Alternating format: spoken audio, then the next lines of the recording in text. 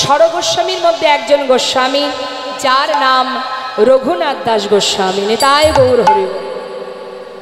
সে তো রূপ দেখেনি মা, কিন্তু শুনে রূপের কথা, গুণের কথা শুনে শুনে ছোটবেলা থেকে বড় হয়েছিল এবং এক সময় সে পথের পাগল হয়ে যায়।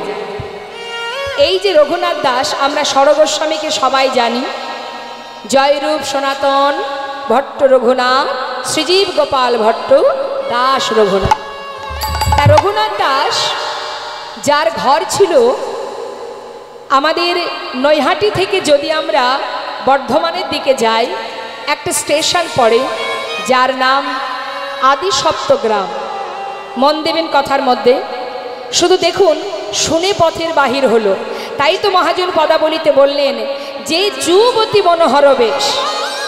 শুধু আমার আপনার মতো নারী জাতি নয়, কত মানুষকে পাগল করেছে, কত রাজাকে পাগল করেছে। সম্রাট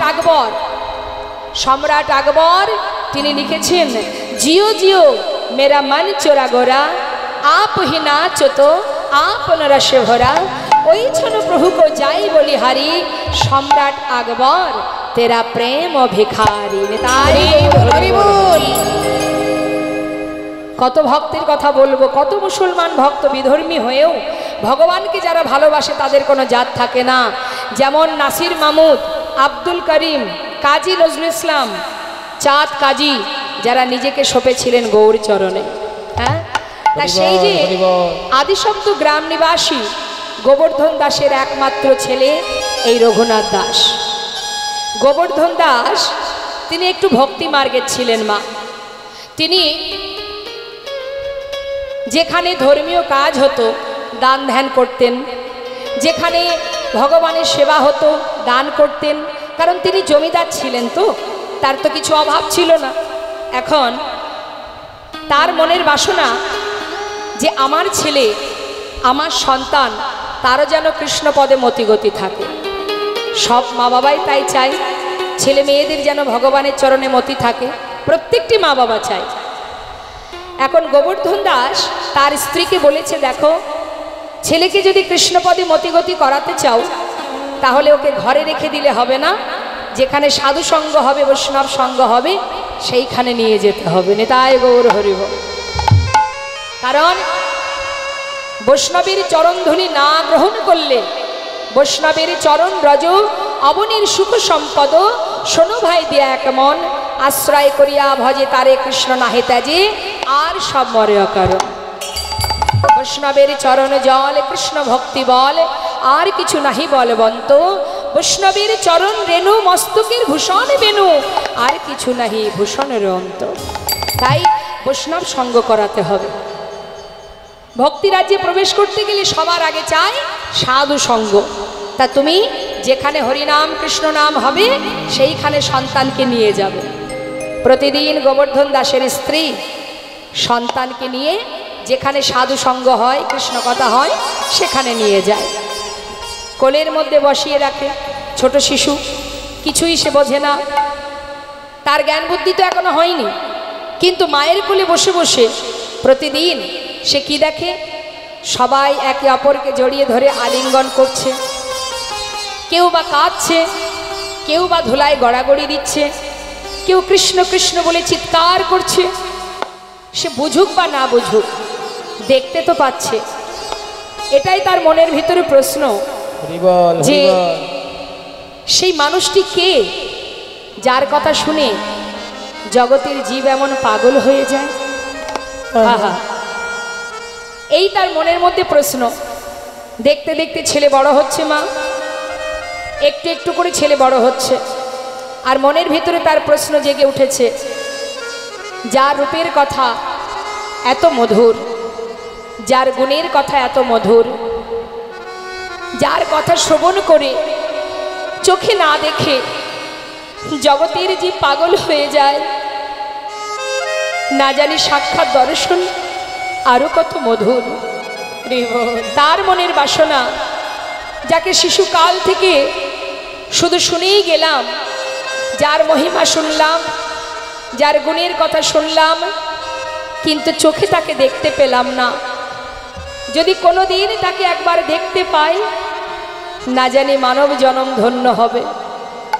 গোবর্ধন দাসের ছেলে রঘুনাথ দাস আজ করুণাময় গোবিন্দের দর্শন পাওয়ার জন্য এবার পথে পথে হা কৃষ্ণ কৃষ্ণ বলে ঘুরে বেড়ায়। ছেলের বিবাহের উপযুক্ত বয়স হয়েছে, কিন্তু বাবা পড়ে গেল চিন্তায়। কি চিন্তা? ভগবানের গুণকথা শুনতে শুনতে ছেলে তো পথের পাগল হয়ে গেল।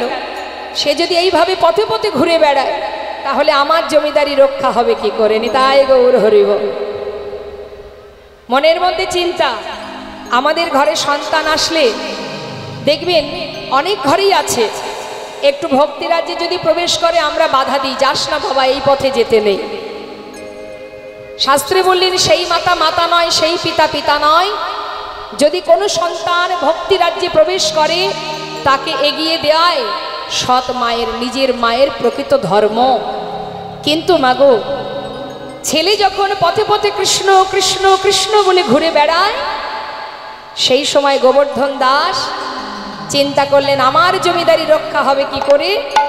ছেলেকে যেমন করে হোক ঘরে বেঁধে রাখতে হবে। কি করে বেঁধে রাখা যায়? এলাকার কয়েকজনকে, যারা গ্রামের মধ্যে দেখবেন কারোর কোনো সমস্যা হলে গ্রামের কিছু গণ্যমান্য ব্যক্তিকে ডাকে আলোচনা করবার জন্য। এখন তাদেরকে ডেকে নিয়ে এসে সিদ্ধান্ত হচ্ছে যে কি করে আমি আমার ছেলেকে ঘরে বেঁধে রাখব। পাড়াপড়শি আলোচনা শুনে বলে উঠলেন, দেখো তোমার ছেলের মনে যে ভাবনা তৈরি হয়েছে, সেখান থেকে তাকে তোমার এই রাজ্যে ফিরিয়ে আনা আর কোনো উপায় নেই। একটা শেষ চেষ্টা করতে পারো, যদি বিবাহ দিয়ে দিতে পারো। নিতাই গৌর হরি বল। অনেক সময় দেখা যায় বিবাহ বন্ধনে স্ত্রীর ভালোবাসায় বাধা পড়তেও পারে। দেরি না করে গোবর্ধন দাস খুঁজতে শুরু করলেন। একটা সুকন্যার সন্ধান করলেন। সুকন্যার সন্ধান করে তাড়াতাড়ি করে শুভ দিন দেখে তার পুত্রের সঙ্গে বিবাহ দিলেন। নিতাই গৌর হরি বল। বিবাহ হলো মা। বিবাহের পর ছেলেকে আর বৌমাকে নিয়ে ঘরে এলো গোবর্ধন দাস। দেখুন, হৃদয় মাঝে যদি একবার কৃষ্ণ প্রেম জেগে যায়, পৃথিবীর কোনো শক্তি নেই হৃদয় থেকে সেই কৃষ্ণ প্রেমকে দূরীভূত করে দিতে পারে। সবই তার কাছে তুচ্ছ হয়ে যায়।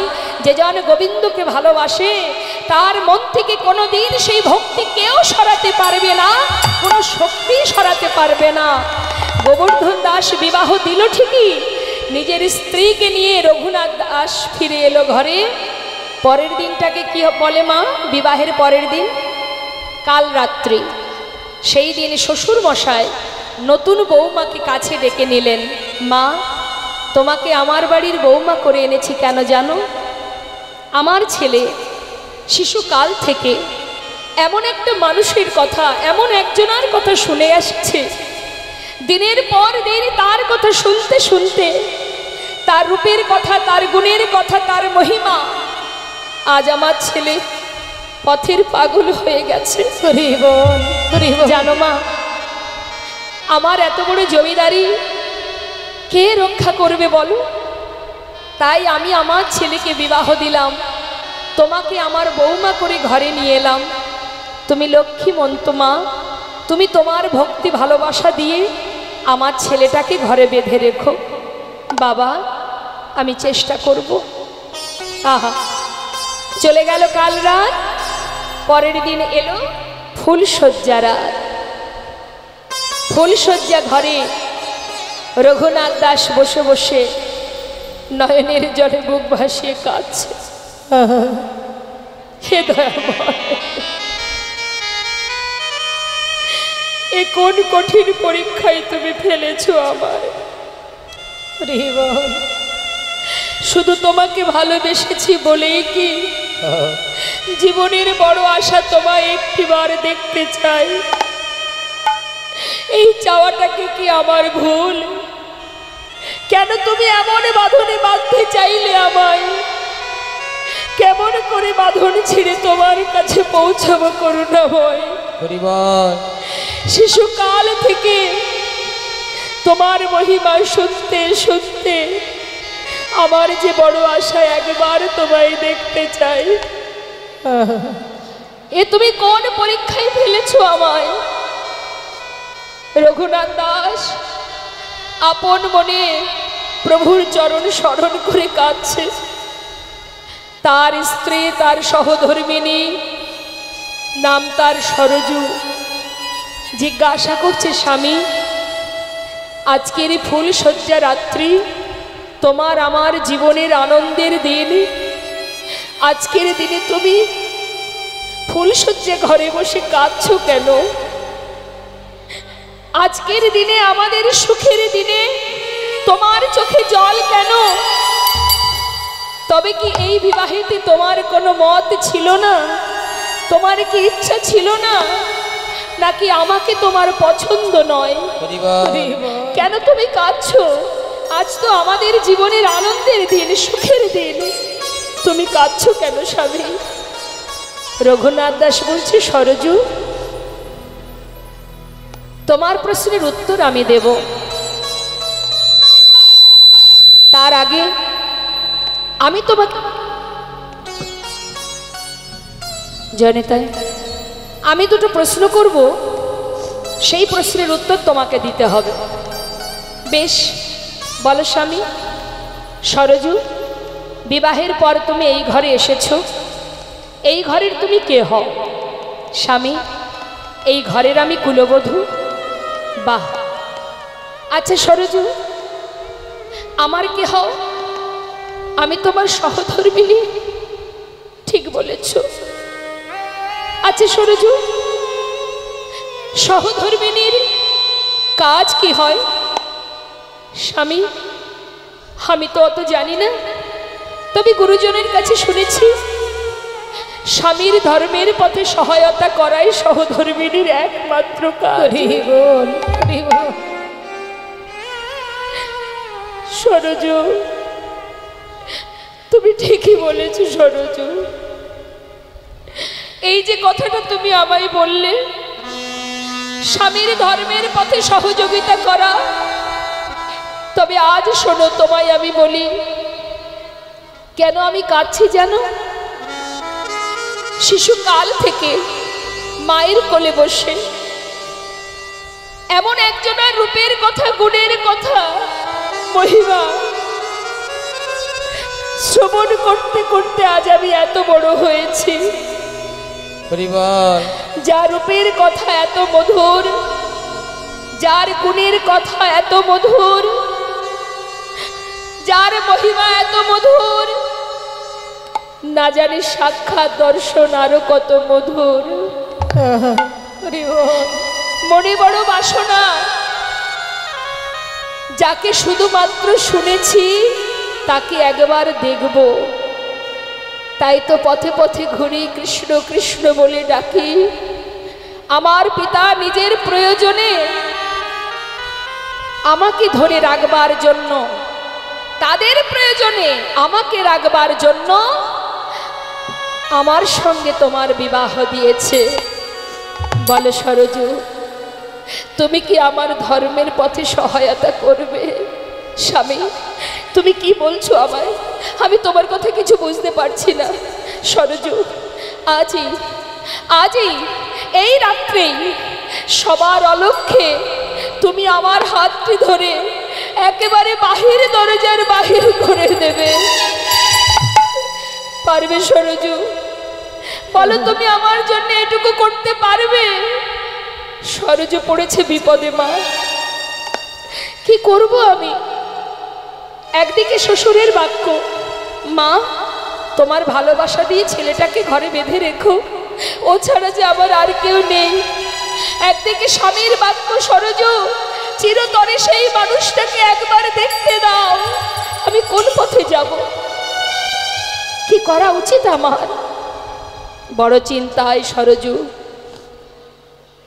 কার কথা শুনবো, শ্বশুরের বাক্য না স্বামীর বাক্য? বসে বসে কাজ। কিছুক্ষণ পর মনে মনে ভাবলেন, মা জগতে সবার কথা অমান্য করা যায়, শ্বশুরের কথাও অমান্য করা যায়, স্বামীর বাক্য তো লঙ্ঘন করা যায় না। স্বামী, তুমি যাবে? সত্যি তুমি তাকে দেখতে চাও? আমার হাত ধরো, চলো তোমাকে বাহির করে দিয়ে আসি। সরজু, শুধু ঘর থেকে দিলে হবে না, একেবারে বাহিরে, দরজার বাইরে দেবে। কেন জানো? চেয়ে দেখো, চারিপাশে প্রহরী আছে। যদি কেউ দেখতে পায় যে আমি একা ঘর থেকে বেরিয়ে যাচ্ছি, তাহলে চারিদিকে খবর হয়ে যাবে। তাই তুমি আমার সঙ্গে থেকে আমাকে একেবারে বাহিরের পথে নামিয়ে দেবে। স্বামী, তাই হবে। আমার হাত ধরো। শুধু তোমার কাছে আমার একটি নিবেদন, স্বামী গো, যে ভক্তি নিয়ে, যে প্রেম, যে ভালোবাসা তোমার হৃদয়ে জন্মেছে, আমার বিশ্বাস এই শুদ্ধ প্রেম একদিন গোবিন্দ চরণে পৌঁছে দেবেই দেবে। শুধু তোমার কাছে আমার একটাই চাওয়া, যেদিন তুমি তার দেখা পাবে, স্বামী গো, আজই তোমার সঙ্গে আমার প্রথম দিন, তোমার সঙ্গে আজই আমার শেষ দিন, আর তো দেখা হবে না। তাই যেদিন শুধু তুমি তার দেখা পাবে, শুধু সেই দিন এই অভাগিনী রে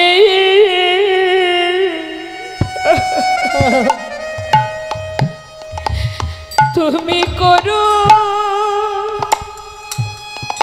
করো সরো।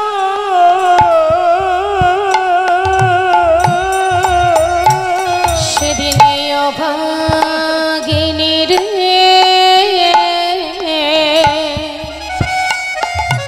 তাই গৌর হরি বল, হরি বল। তুমি করো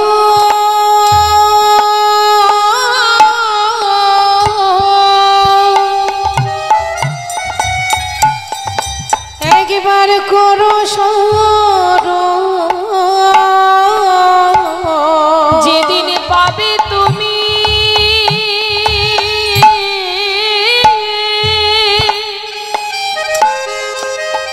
পাবে তুমি ওই গোবিন্দ গোবিন্দ চরণ, সেদিন অভাগিনী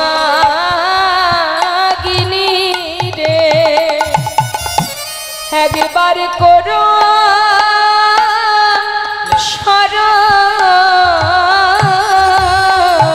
পাবে তুমি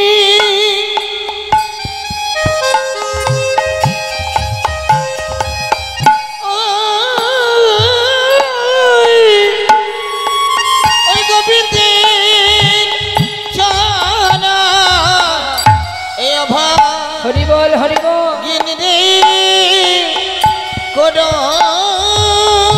সরো। যেদিন কিছু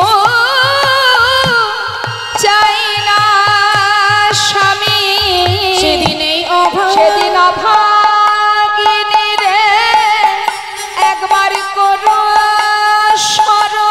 আমি আর কিছু চাই না স্বামী, যেদিন এই অভাগিনী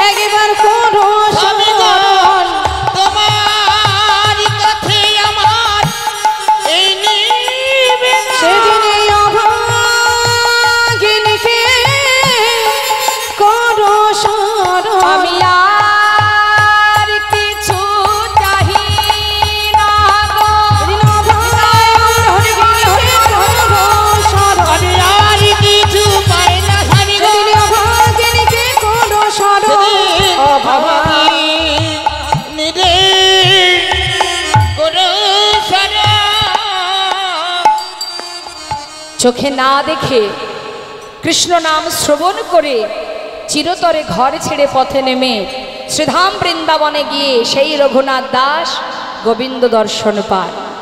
তাই মাগো, ভক্ত হওয়া অত সহজ কথা নয়। আমরা ভগবানকে যতটুকু ভালোবাসি তার থেকে দ্বিগুণ অহংকার করে বসি, আর অহংকার ভগবান সইতে পারে না। কি বললেন মহাজন? মধুকর রঞ্জিত মালতী মণ্ডিত। দেখুন, রূপের পদ, সেটাকে যদি ভেঙে সুন্দর করে বোঝানো যায় খুবই ভালো লাগে, কিন্তু পদ শুনে যখন আমরা পদ মুখে উচ্চারণ করব তখন যেন আপনারা নার্ভাস হবেন না যে কি বলছে বুঝতে পারছি না, তারপরেই তো ব্যাখ্যা হবে। তাই মন দিতে হবে, একটু মন দিয়ে শুনতে হবে। মহাজনী পদ খুবই কঠিন বিষয়, রূপের পদ খুবই কঠিন। বলছি মধুকর রঞ্জিত মালতী মণ্ডিত। কে বলছে কথাটা? নদিয়া নাগরী। সে বেলি অবসানকালে সুরধ্বনিতে জল আনতে গিয়ে নদিয়ার চাঁদামার গৌর সুন্দরের সেই রূপমাধুর্য দর্শন করে ঘরে ফিরে এসে আর এক রমণী, নদিয়ার আর এক নাগরী, তাকে কাছে পেয়ে সেই রূপের কথা বর্ণনা করছেন। বলছেন, সজনী জানিস, আমি বেলি অবসানকালে সুরধ্বনিতে জল আনতে গিয়ে এক অপরূপ রূপের মানুষ দেখে এলাম। এখন প্রথম নাগরী বলছে, আর দ্বিতীয় নাগরী মনে মনে ভাবছে, আমিও তো গিয়েছিলাম জল আনতে, আমিও তো একটা মানুষকে দেখে এসেছি। তাহলে ও আগে বলুক, ওর কথা আর আমার দেখা দুটো এক হয় কিনা মিলিয়ে দেখব। তা প্রথম নাগরী বলছে আর দ্বিতীয় নাগরী শুনছে। তা প্রথম নাগরী, নদিয়া নাগরী, তিনি কি বলছে? সজনী, আমি কি দেখলাম জানিস? মধুকর রঞ্জিত, মধুকর রঞ্জিত গোরার মালতী মণ্ডিত জিত ঘন কুঞ্চিত কেশ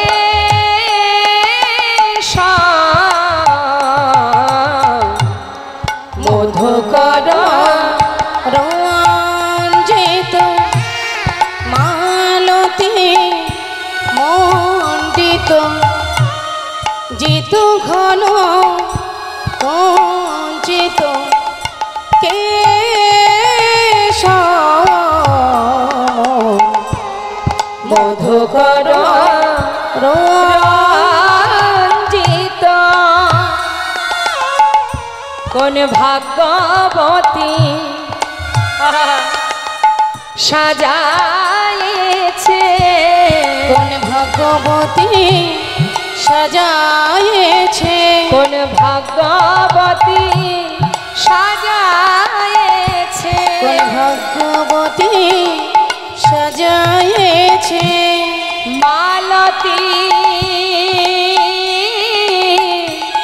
মালা দিয়া কোন ভাগ্যবতী সাজায়েছে।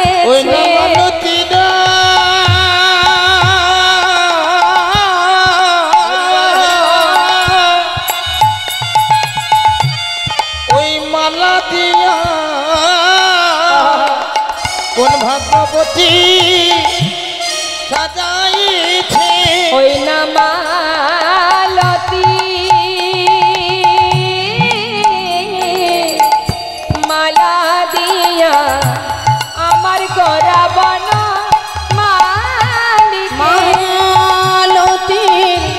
মালা দিয়া গোরা কোন মালিকে, মালতী মালা দিয়া ভাগবতী সাজাইছে। কি বলছেন কথাটা মা? এক নদিয়া নাগরী দ্বিতীয় নাগরীকে বলছে, দেখলাম সজনী যে মধুকর রঞ্জিত মালতী মণ্ডিত জিত ঘন কুঞ্চিত কেশ। মধুকর মানে কাদের বলে মধুকর? ভ্রমরকে বলা হয় মধুকর। আজ নদিয়ার চাঁদ গৌরসুন্দর, যার কণ্ঠে একটি মালতী ফুলের মালা, যে মালায় প্রত্যেকটি ফুলে মধুকর মানে ভ্রমর এমনভাবে ফুলের মধ্যে বসে আছে। সজনী বলছে, জানিস সই, আমি দেখলাম যেন মনে হচ্ছে ওটা মালতী ফুলের মালা নয়, দেখে যেন মনে হচ্ছে মধুকর রঞ্জিত, অর্থাৎ মধুকর দ্বারা রঞ্জিত, মধুকর দ্বারা তৈরি, তার দ্বারা গঠিত এই সুন্দর মালাখানি। তারপর ভালো করে চেয়ে দেখলাম, এক দৃষ্টিতে চেয়ে রইলাম। কিছুক্ষণ পর বুঝলাম, যখন কিনা ওই ফুলের ভিতর থেকে মধুকর ভ্রমর এক ফুল থেকে উড়ে আর এক ফুলে গিয়ে বসছে, তখন বুঝলাম সখী, ওটা মালতী ফুলের মালা, মধুকর দ্বারা রঞ্জিত নয়। ফুলের মধ্যে বসে মধুকর মানে ভ্রমর ফুলে বসে মধু পান করছে, দেখলে মনে হচ্ছে যে ভ্রমর দ্বারা রঞ্জিত এই ফুলের মালাখানি। সখীরে, জিত ঘন কুঞ্চিত কেশ, তার সেই যে ভ্রমর, তার অঙ্গের যে রং, বলছে মস্তকের যে চাচর চিকুর কেশ, গৌরহরির মস্তকের যে চাচর চিকুর কেশ, কেশটি তো কালো। বলছে যে আমি দেখলাম যে কালো, সেই কুচকুচে কালো কেশ, সেই কালোকে জয় করেছে এই মধুকর অর্থাৎ এই ভ্রমর। মহাজন বললেন, কি অপূর্ব দর্শন! আমরাও তো গৌরহরিকে দেখি, আমরাও দেখেছি গৌরহরিকে, আর নদিয়া নাগরেও গৌরহরিকে দেখেছি। সজনী রে, শুধু তাই নয় রে, আমি আরও কি দেখলাম। আর কি দেখলি? আমি দেখলাম, ওরে সেই যে নদিয়ার চাঁদ গৌরসুন্দর, তিনি দুবাহু তুলে সুরধ্বনির তীর আলো করে ভক্তগণকে নিয়ে হরিনামে মত্ত হয়ে আছে। আমি দেখতে পেলাম তার গলায় আছে মালতী ফুলের মালা। শুধু তাই নয়, আরও দেখলাম কি জানিস? তিলক কবি নিন্দিত,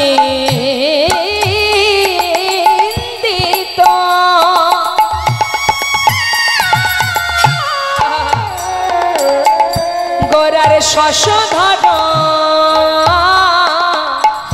রূপকার। তিলক কবি নিন্দিত, গোরার শশধর রূপকার। ওরে তিলক কবি নিন্দিত, গোরার শশধর রূপকার। তিলক কবি নিন্দিত, গোরার শশধর রূপকার। ওরে যুবতী, ওমা যুবতী মানে নারী জাতি, সখী যুবতী মনোহর বেশ,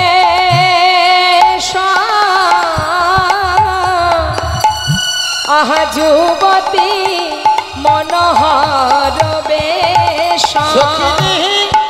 যুবতী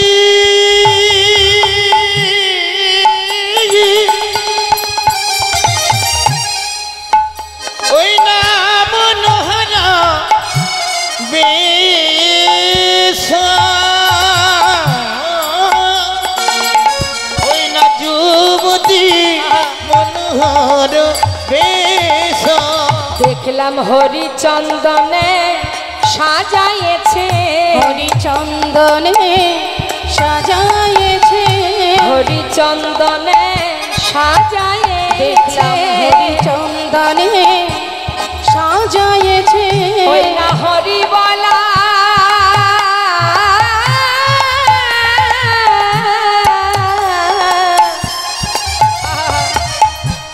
বদনে খানি, দেখলাম হরিচন্দনে সাজাইছে। ওই না হরি বলা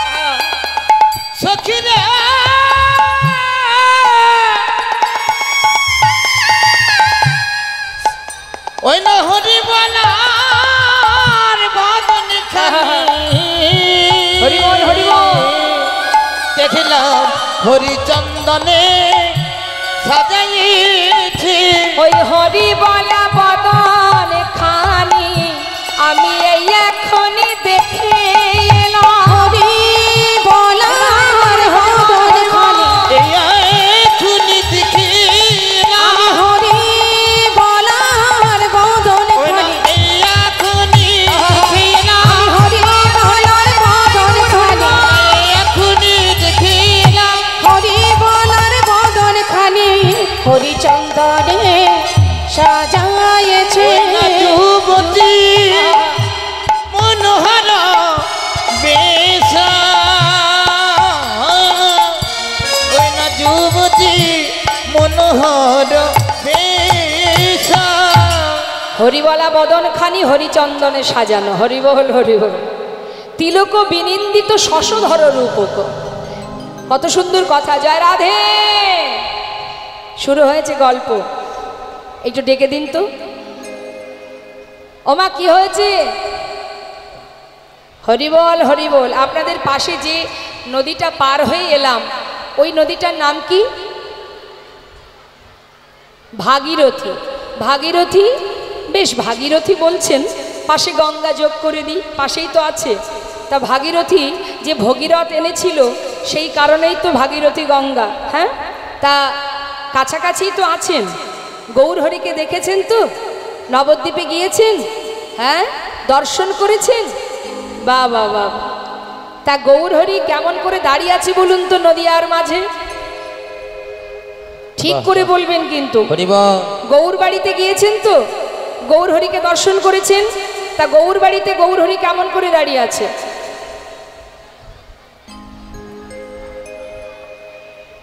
এখনো ঠিক করে হয়নি কিন্তু, ঠিক করে বলুন। এইভাবে দাঁড়িয়ে আছে? আর একবার যাবেন গৌর বাড়িতে, আর একবার যাবেন নবদ্বীপে গৌর বাড়িতে যাবেন, দেখবেন সেখানে কেমন করে দাঁড়িয়ে আছে। এইভাবে নয়, এইভাবে। হরিবল নিতাই গৌর হরিবল হরিবল। ঠিক করে দেখতে হবে। এই হরিবাসরে এসে যেমন গল্প করছেন, লীলা শোনা হবে না? হবে না। এত গল্প করলে লীলা শোনা যাবে? একটু মন দিন কথার মধ্যে। শশধর মানে মা আমরা সবাই জানি। শশধর কাকে বলে? আকাশের চাঁদ। তার নদিয়ার মাঝে আরো একটি চাঁদের উদয়। নদিয়ার আকাশে কোন চাঁদ? আমার গৌর চাঁদ। নিতাই গৌর হরিবল হরি। তা বলছে এই অপূর্ব চাঁদ, গোরা চাঁদ, এই চাঁদে যে একবার জ্যোৎস্নায় স্নান করেছে, আকাশের চাঁদ আমরা দেখতে পাই, যেটা আকাশে একটাই চাঁদ আছে। আর নদিয়ার চাঁদ আমার গৌর সুন্দর। আজ দেখুন মহাজন বলছে তার ললাটে আছে কি সুন্দর একটি তিলক, তাই তো? যার রূপ দেখলে যুবতী মনোহর বেশ। যুবতী মনোহর বেশ মানে তার সেই অপরূপ রূপটা দেখলে যে দেখবে তার অঙ্গে কোনো দামি বসন নেই, আছে? রাজবেশ আছে কি? নেই। তাহলে দামি দামি গহনা আছে? তাও নেই। কিন্তু সেই রূপ দেখলে এই ত্রিভুবন ভুলে যায়। তাহলে রূপ কাকে বলে? আমরা সাজলে আমাদের দেখতে ভালো লাগে, না সাজলে কি ভালো লাগবে দেখতে? আমরা সেজে গুজে থাকি বলে দেখতে ভালো লাগে। শাস্ত্রে বললেন রূপ তো সেটাই যেটা না সাজলেও ভালো লাগে। হ্যাঁ, সুন্দর হতে সুন্দরতম। শাস্ত্রে তার জন্যে বললেন অঙ্গন্যা ভূষিতা নেব্র কৈরিষিত ভূষণা বিনা চেন ভাতি তদ্রূপা মতি কথ্যতে। অর্থাৎ যে অঙ্গে কোনো দামি বসন নেই, দামি বসন ভূষণ নেই, না আছে দামি অলঙ্কার, তথাপিও সেই অঙ্গ সেই দেহ সুন্দর থেকেও সুন্দরতম, যাকে দেখলে ত্রিভুবন ভুলে যায়, জগতের জীব ভুলে যায়, সেই তো হচ্ছে প্রকৃত রূপ। হরিবল। তাই এমন ভুলেছিল, গৌরহরির রূপ দেখে ভুলেছিল। জগতে অনেক প্রমাণ আছে। তাই শুধুমাত্র এক ভক্তের কথা একটু বলবো। মা নবদ্বীপে মা বিষ্ণুপ্রিয়া, তার কথা একবার ভাবুন। মা বিষ্ণুপ্রিয়া সুরধনীতে স্নান করতে গিয়ে গৌরহরির বদন কমলটা দর্শন করেছিল। দর্শন করবা মাত্রই তার নারীত্ব বলতে যা কিছু ছিল সর্বস্ব গৌর চরণে সঁপে দিয়েছিলেন। তাই গৌরহরি বল। আমরা যার কথা শুনতে এখানে বসে আছি তাকে চোখে দেখিনি, কিন্তু তার কথা শোনার জন্য আমরা পাগলের ন্যায় সবাই বসে আছি। এমনও কোনো ভক্ত আছে মা যে চোখে দেখেনি, শুধু শুনেছে, শুনেই সে ঘর ছেড়ে পথে নেমে গেছে। কত ভক্তের কথা বলবো। নামাচার্য শিলা ঠাকুর হরিদাস, যিনি নামকে আশ্রয় করে কোনো কিছুর ভয় না করে সারা জীবনের ন্যায় নামকে সম্বল করে পথের বাহির হয়েছিলেন। আজ দেখুন শাস্ত্রে বলছে নিন্দিত হাট গোরার কান্তি কালে বড় নিন্দিত হাট কান্তি কালে বড় নিন্দিত হাট গোরার কান্তি কালে বড় নিন্দিত হাট গোরার কান্তি কালে বড় গরবিক মার কমার প্রাণী সজনি গরবিত মার কমার প্রাণী সজনি গরবিক মার কমার প্রাণে সজনি গরবিত মার কমার প্রাণে সজনি আমি কাঁচা সোনা কিসে বাগনে আমি কাঁচা সোনা কিসে বাগনে আমার গৌরাঙ্গে রূপলাবনী কাঁচা সোনা কিসে বাগনে গৌর আঙ্গে রূপলাবনী কাঁচা সোনা কিসে বাগনে লাখ বান হেমজিনী গৌরাঙ্গের রূপলাবনী সে যে লাখ বান হেমজিনী কাঁচা সোনা কিসে বাগনে আমার গৌর আঙ্গে রূপলাবনী কাঁচা সোনা কিসে বাগনে গৌরাঙ্গের রূপলাবনী কাঁচা সোনা কিসে বাগনে গৌরাঙ্গের গায় গৌর হরি সোনা কিসে বাগনে গৌরাঙ্গের রূপলাবনী কাঁচা সোনা কিসে বাগনে লাখবানের হেমজিনী কাঁচা সোনা কিসে বাগনে গৌরাঙ্গের রূপলাবনী কাঁচা সোনা কিসে বাগনে। কথাটা কি বললেন মা? নিন্দিত হাটকো, কত সুন্দর কথা। নিন্দিত হাটকো, হাটকো মানে সোনা। সোনার অনেক নাম, কারণ তার অনেক সুন্দর তো, কি তাই তো? সোনা পেলে কত খুশি হয় নারী জাতি, হ্যাঁ? আহা, তার সোনার তো অনেক নাম। হাটক মানে সোনা, কাঞ্চন মানে সোনা, আবার হেম মানে সোনা। তা সোনার কিন্তু একটু গর্ব হয়, কারণ জগতে যা কিছু আছে অনেক মূল্যবান হচ্ছে এই সোনা। তা গর্ব তো হওয়াটা স্বাভাবিক। এখন নদিয়া নাগরী দ্বিতীয় নাগরীকে বলছে, সজনী রে কি দেখলাম জানিস? নিন্দিত হাট কান্তি কলেবর। কলেবর মানে দেহ।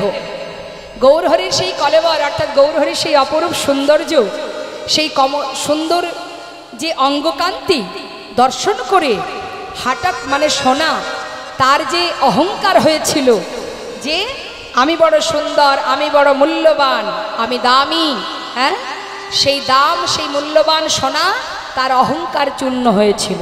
হরিবল হরিবল। তার গর্ব দূরীভূত হয়েছিল। আর একজনের গর্ব ছিল মা, সে বড় সুন্দর, সে কে না কামদেব। কামদেবের খুব অহংকার ছিল, তাই কামদেব দেখতে খুব সুন্দর, তাই কামদেবের অহংকার হয়েছিল যে আমার মতো সুন্দর আর কেউ না। যেদিন গৌরবদন দর্শন করেছিল সেদিন তার অহংকার দূরীভূত হয়। তাই নদিয়া নাগরী বলছে, সজনী রে, এই জগতের সোনার গৌর সোনা কি এক হতে পারে? আপনারাই বলুন না মা, গৌর সোনার সঙ্গে এই জগতের সোনার তুলনা হয়? তার একটা সাধারণ প্রমাণ আপনাদের দিই। এই জগতে কোনো জীব, কোনো রমণী যদি একটা সোনার গহনা তৈরি করে, হয়তো আপনাকে বলল যে যাস কালকে আমার বাড়িতে, আমি একটা গহনা বানিয়েছি, দেখে আসিস। যাই হোক, নিমন্ত্রণ হয়েছে, আপনি গেলেন, দেখে এলেন। কথাটা খুব গভীরভাবে বুঝবেন মা। আজকে আপনি দেখে এলেন, কালকে আবার মনে হবে যাই তো সেই গহনাটা আর একবার দেখে আসি। তৃতীয় দিন আবার মনে হবে, হবে না। তার মানে কি, এই জগতের সোনা কেউ যদি চোখে একবার দেখে, দ্বিতীয়বার দেখবার ইচ্ছা তৈরি হয় না। কিন্তু যদি কোনো ভাগ্যবান ভাগ্যবতী আমার গৌর সোনাকে চোখে একবার দেখে, হরিবল হরিবল, সে আর কোনোদিন চোখ ফেরাতে পারবে না, সে আর ঘরে ফিরতে পারবে না যদি কেউ গৌর সোনাকে একবার দেখতে পায়। এ জগতের সোনা যতই আমরা অঙ্গে ধারণ করি না কেন, সোনার পরশে আমরা কেউ সোনা হয়ে যাই না, বরং আমাদের মধ্যে অহংকার জন্মায়। আমরা যদি একটু সোনা অঙ্গে পরি, আমাদের মধ্যে অহংকার আসে। কারোর ঘরে যদি একটু বেশি সোনা থাকে, তার ভিতরে লোভ তৈরি হয়, মনের ভিতরে বাসনা জন্মায়। এত সোনা আছে ঘরে, গ্রামের মধ্যে কষ্ট করে কেন থাকবো? সোনা বিক্রি করে শহরে একটা ফ্ল্যাট কিনবো, সেখানে এসি ঘর থাকবে, আরামায়েশে জীবন কাটবে। তার মানে কি হচ্ছে, এ জগতের সোনা কিন্তু আমাদের ভিতরে লোভ লালসা তৈরি করছে। কিন্তু যদি মা কারোর ঘরে গৌর সোনা থাকে, তার অবস্থা কি হয়? শাস্ত্রে বললেন, এই জগতের সোনা ঘরে থাকলে অহংকার হয়, আর গৌর সোনা যদি কারোর ঘরে থাকে তার দশা কি হয় জানো? সে যে পথের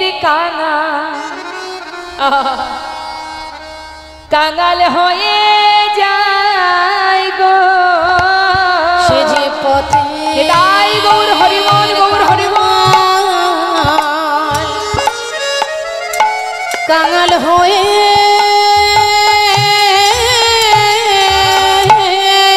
হরিবল হরিবল, কাঙাল হয়ে যায় গো,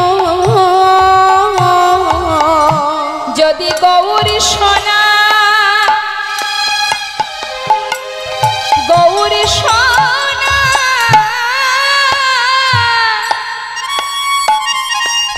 ধরে রাখিতে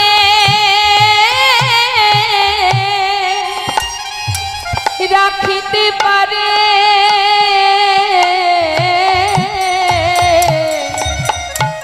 সে যে পথে পথে কেঁদে কেঁদে বেড়া, আমার গৌর সোনা,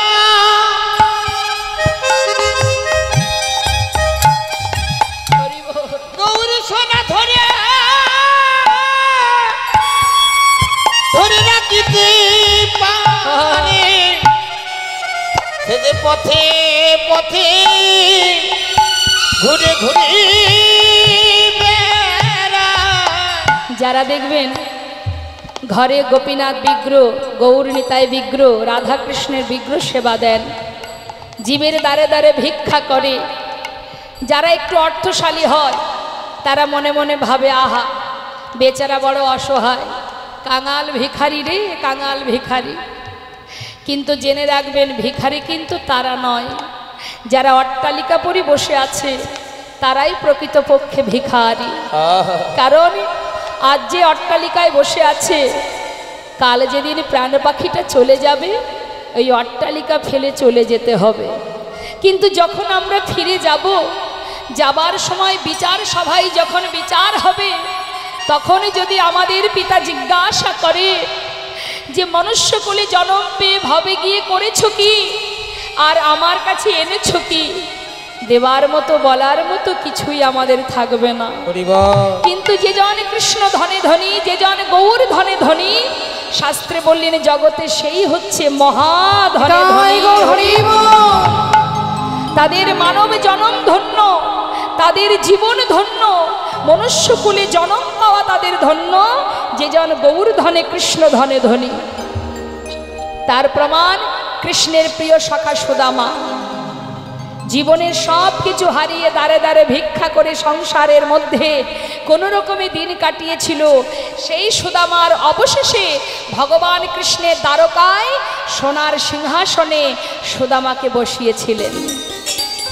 তাহলে কে ধনী?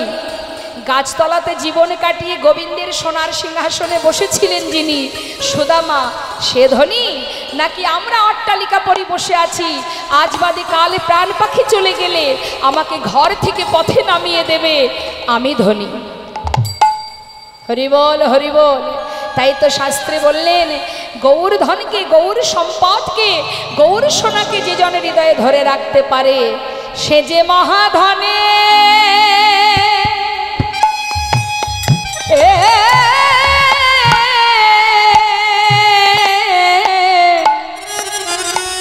মহাধনে ধনী হয়ে সে যে পথে পথে কেঁদে কেঁদে বেড়া, ওই না মহাধনী।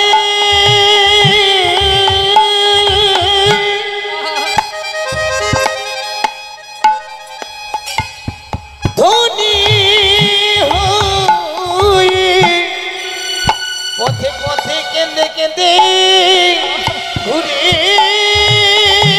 বেড়ায়। বলে গৌর কৃপা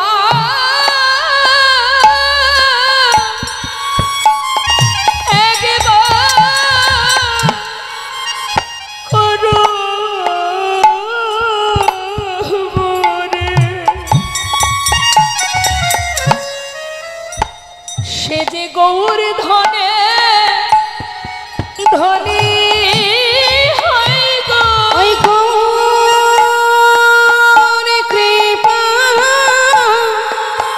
করো বলে মহাধনী ধনী হয় গো।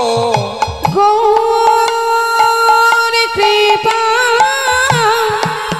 করো বলে পথে পথে হরিবল হরিবল ঘুরে বেড়ায়। সে যে মহাধনে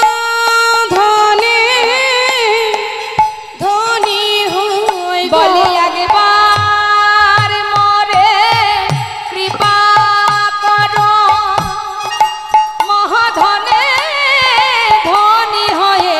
একবার মোরে কৃপা করো, মহাধনে ধনী হয়। সে যে মহাধনে ধনী হয়ে পথে পথে ঘুরে সে যে মহাধনে ধনী হয়, পথে পথে ঘুরে বেড়ায়। সে যে মহাধনী ধনী হয়ে পথে পথে কেঁদে বেড়ায়। সে মহাধনী ধনী হয়ে পথে ঘুরে বেড়ায়। সে যে মহাধনী ধনী হয়ে পথে পথে ঘুরে বেড়ায়। সে যে পথের কাঙাল হয়ে যায় গো। আমরা গর্ভবতী, আমাদের গর্ব হওয়া উচিত। আমরা সবাই ভাগ্যবতী, আমাদের করুণাময় গৌর সুন্দর যিনি আমাদের এই নদিয়ার মাঝে এসেছেন, যিনি জীবের হাতে ধরে পায়ে ধরে হরিনাম দিয়েছেন। আমাদের এটা অহংকার, এটা আমাদের গর্ব যে কলির ভগবান গৌর সুন্দর যিনি এসেছিলেন বাঙালি মায়ের ঘরে, যিনি বাংলা ভাষায় কথা বলেন। আমরাও সেই বাঙালি, আমরাও বাংলায় কথা বলি। তাই সেই করুণাময় গৌর হরিকে নদিয়া নাগরী আজ বলছে, জানিস সজনী আমি দেখলাম নিন্দিত হাট কো কান্তি কলেবর গর্বিত মার কো মারং। শুধু তাই নয় রে, শোন শোন একটা মজার কথা বলি। আমরা যদি কোনো হাসির কথা কাউকে বলতে যাই, আগে বলবো তারপরে তো হাসবো, কি মা তাই না? আগে ঘটনাটা বলবো, তারপরে আমি আপনি দুজনে মিলে হাসাহাসি করব। কিন্তু নদিয়া নাগরী বলছে, জানিস সজনী আমি কি দেখলাম? শুনে রাখ, শোন তাহলে কি বলছে। বলছে, লোকে আগে কথা বলে বলে তবে হাসে, লোকে আগে কথা বলে বলে তবে হাসে, গৌর হরি কথা বলবার আগে মধুর মধুর মৃদু হাসে, মধুর মধুর মৃদু হাসে, মধুর মধুর মৃদু হাসে। যাই রে হাসির বলি হারি, যাই রে হাসির বলি আহা হারি, যাই রে হাসির বলি হারি, যাই রে হাসির বলে হারি, না এমন কভু দেখি নাই রে, যাই রে হাসির বলি হারি, আমরা এমন কভু দেখি নাই রে, যাই রে হাসির বলে হারি, মধুর মধুর মৃদু হাসে, মধুর মধুর মৃদু হাসে, মধুর মধুর মৃদু হাসে। সবাই মিলে একবার মহামন্ত্র জপ করব, তারপর আমরা লীলায় প্রবেশ করব। দু হাত তুলে সবাই মিলে। মাঝে মাঝে হাতগুলো উঠছে না কেন? কই হাতগুলো কই? দেখুন ভগবান দিয়েছে যে হাত, একবার গোবিন্দ সেবার তরে যে হাত আমরা পেয়েছি, সেই হাত দুটো একবার তুলুন তার সেবার জন্য। সকলেই তুলুন, সকলেই। হ্যাঁ, হাত তো সেটাই যে হাত দিয়ে ভগবানের সেবা হয়। তুলুন যদি গোবিন্দ সেবার হাত থেকে থাকে। তুলেছেন? মাঝখানে মাঝখানে যে ফাঁকাগুলো আছে, পাশের জন্য একটু ধরে হাতটা তুলে দিন। বাহ, হরিবল। না তুললেও তুলতে হবে, কিছু করার নেই। সাধু সঙ্গ করলে, যদি সাধুদের মধ্যে একটা যদি চোর থাকে, সে চোর সাধু সঙ্গ করলে সাধু হয়ে যায়। তা কেউ যদি চুরি করে ফাঁকি দিয়ে চুপচাপ হাত গুটিয়ে বসে থাকে, তাকে সাধু করতে হবে। তুলে দিন হাতগুলো। বাবা নেতাই গৌর হরিবল হরিবল। দুহাত তুলে আত্মা নিবেদন করে পরমাত্মার স্মরণ করে সবাই মিলে একবার মহামন্ত্র জপ করব। আমরা কলির জীব, আমরা কলির ভগবান গৌর সুন্দরের দেওয়া সেই মহামন্ত্র সবাই মিলে একবার বদনে গাইব। কেমন? বেশ, হাতে তালি দিয়ে তালে তালে। হ্যাঁ, আমি গাইব, শেষ হলে আপনারা গাইবেন। কেমন? হাত নামিয়ে তালি দিলে হবে না, হাত তুলে তালি দিতে হবে। হরে কৃষ্ণ কৃষ্ণ কৃষ্ণ হরে হরে, আচ্ছা, হরে রাম রাম রাম হরে হরে, হরে কৃষ্ণ।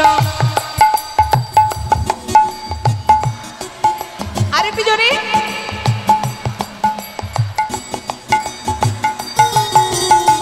হরে কৃষ্ণ কৃষ্ণ কৃষ্ণ হরে হরে, হরে রাম রাম রাম হরে হরে, হরে কৃষ্ণ কৃষ্ণ।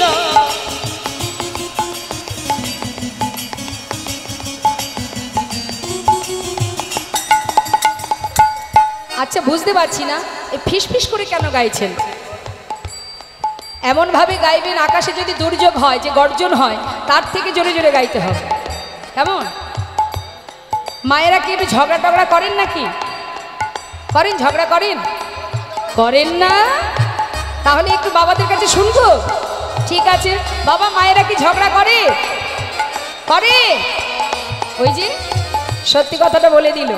তা ঝগড়া করার সময় যে গলার জোরটা থাকে না, আজকে সেই গলার জোরে হরিনাম করতে হবে। হ্যাঁ, আরো জোরে গাইতে হবে। তুলুন হাত। হ্যাঁ, তুলুন। বেশ, শুনুন, তারপরে গাইবে। হরে কৃষ্ণ কৃষ্ণ কৃষ্ণ হরে হরে, হরে রাম রাম রাম হরে হরে, হরে কৃষ্ণ। হ্যাঁ, বাবা বাবা।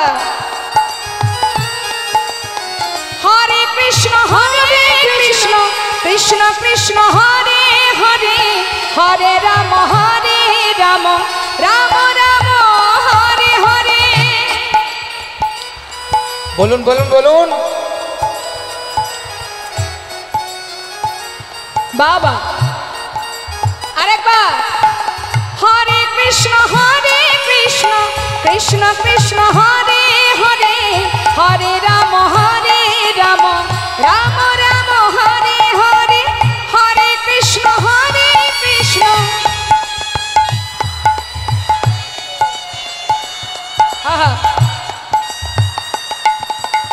হরে কৃষ্ণ কৃষ্ণ কৃষ্ণ হরে হরে, হরে রাম রাম রাম হরে হরে, হরে কৃষ্ণ কৃষ্ণ।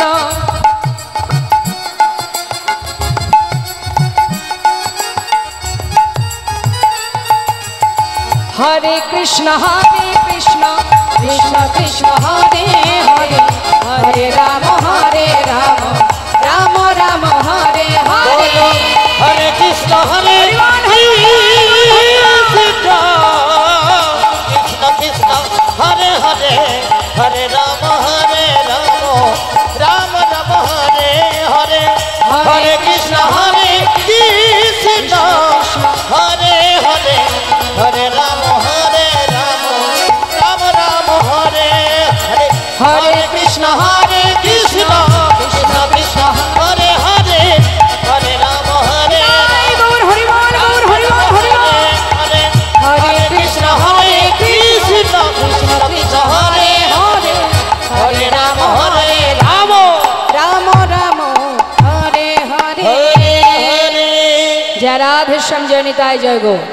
করুণাময় গৌর সুন্দর ভক্তগণকে নিয়ে সুরধ্বনির তীর আলো করে মনের আনন্দে ভক্তগণকে নিয়ে হরিনাম গাইতে গাইতে যাচ্ছেন। লীলার পাশে দাঁড়িয়ে বৈষ্ণব মহাজন পদাবলিতে বললেন, দেখো দেখো কি বলছেন মহাজন। হে রাধা মোহন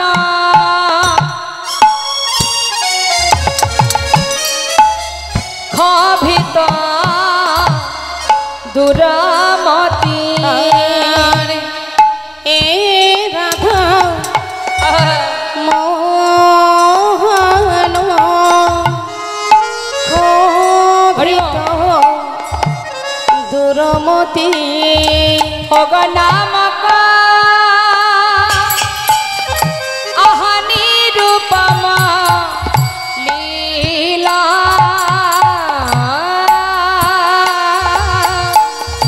অগনামক নিরূপম লীলা। ওই না নাম আদি নিরূপম লীলা, ওগো নাম ওই নিরূপম লীলা। অগয়ই বাসনা। মহাজন বলছেন, মা যিনি পদ লিখেছেন তিনি শেষে কি বলছেন, দীনতা প্রকাশ করছেন। হে প্রভু, অগয়ই বাসনা আমার মনে, এই বাসনা আমার মনে, যেন চরণে সেবা দিতে পারি। এই বাসনা শুধু আমার ওই না মনে। চরণ সেবা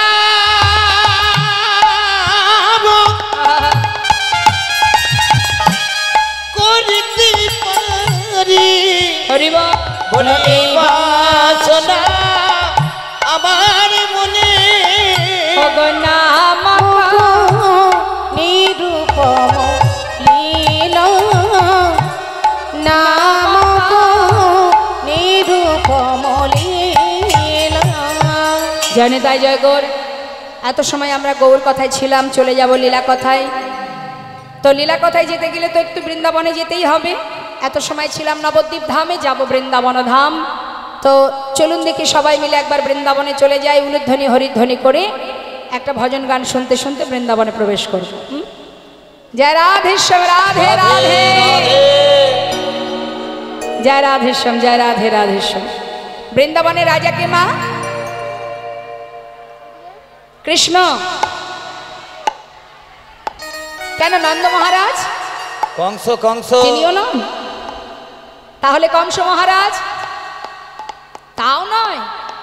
তাহলে কে রাজা? আলা ভোলা গোয়ালিনী। আচ্ছা, তো চলুন গোয়ালিনীর নাম গাইতে গাইতে চলে যাই। হ্যাঁ, হরি বল।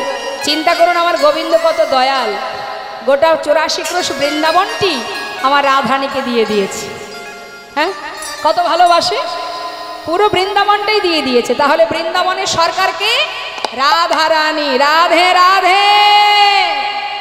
তা চলুন যাই, একবার রাধা নাম গাইতে গাইতে যাই সবাই মিলে বৃন্দাবন ধামে।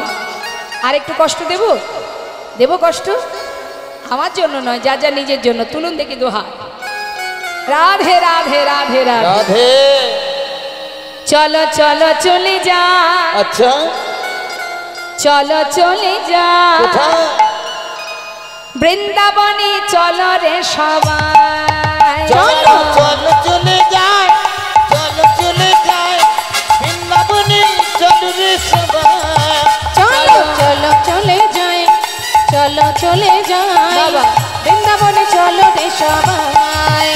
আহা শ্রীমতীর সাথে লয়ে, দেখো শ্রীমতীর সাথে লয়ে হোলি খেলিছে কানায়। চলো চলে যায় বৃন্দাবনে, চলো রে সবাই। চলো চলো চলে যাই বৃন্দাবনে, চলো রে সবাই। রাধে রাধে, রাধারানী কি জয়, শ্যাম সুন্দর কি জয়।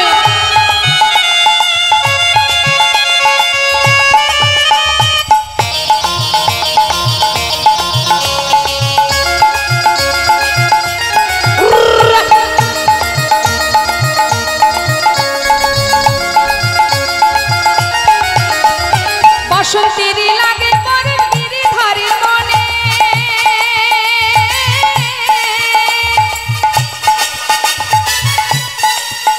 আহা বসন্তের লাগে পরম গিরিধারীর মনে, ফাগের রঙে খেলে হরি রাধা রানীর সনে।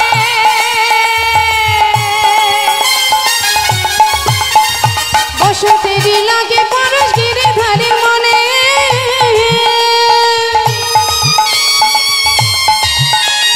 ফাগের রঙে খেলে হোলি রাধা রানীর সনে। রঙিন হন কানুর রঙে, দেখো রঙিন হন কানুর রঙে, অগ আয়ানের ঘরণী তাই। চলো চলে যায় বৃন্দাবনে, চলো রে সবাই। চলো চলো চলে যাই বৃন্দাবনে, চলো রে সবাই।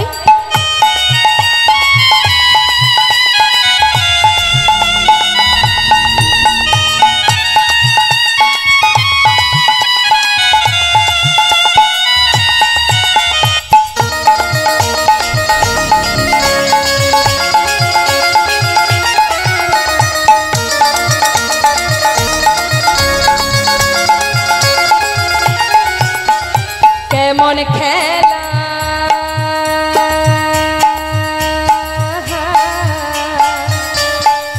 রাধে রাধে,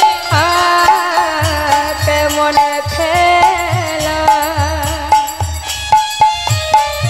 দেখো কেমন খেলা, আহা কেমন খেলা খেলে আমার মদন মোহন, মদন মোহন প্রেমের রঙে রাঙায় হয় অবলারি মন।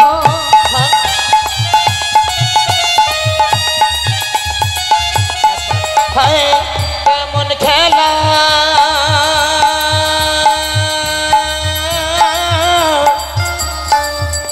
ওই কেমন খেলা, কেমন খেলা খেলে আমার মদন মোহন, প্রেমে রাঙে রাঙায় হয় অবুলার মন। শ্রীমতীর ওই লাজুক বদন, তাই নাকি দেখে শ্রীমতীর ওই লাজুক বদন, অগ কৃষ্ণ চূড়া রাঙা গায়। চলো চলে যাই বৃন্দাবনে, চলো রে সবাই।